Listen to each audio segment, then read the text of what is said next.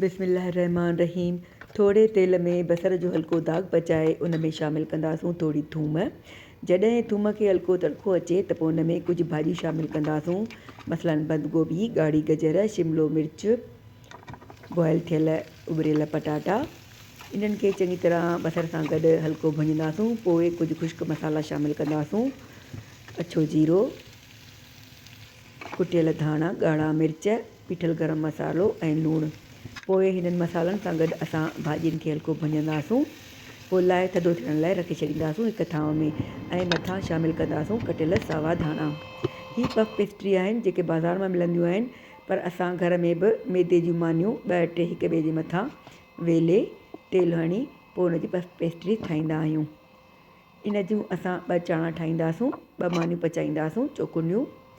पोइ हिकु मानीअ जे मथां असां जेको मसालो तयारु कयो आहे उहो सॼो विझी पोइ उन जे मथां रखंदासूं मुर्गीअ जा टुकड़ा। पोइ मथां असां ॿी मानीअ जो पुड़ लॻाए चङी तरह किनारनि खे पाणी हणी बंदि करे छॾींदासूं कांटे जी मदद सां। पोइ असां अवन गरम करण लाइ रखे छॾियो अॻुवाट ई।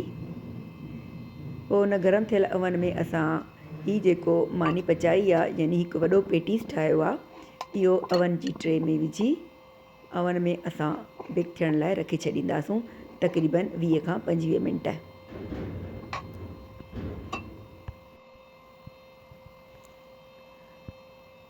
जेॾी महिल असां हिन खे अवन में रखूं त मथां थोरो तेल या खीर या बेदे जी जर्दी लॻाईंदासूं। पोइ अवन में विझंदासूं। तक़रीबन 20 मिंटनि खां पोइ असांजो हीउ वॾो पेटीस पची तयारु थी वियो आहे।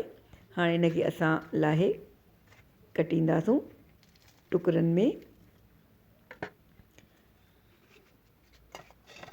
पोइ केचप या मायोनीज़ सां असां खाईंदासूं। इफ़्तारीअ में तमामु बहितरीनु आहे।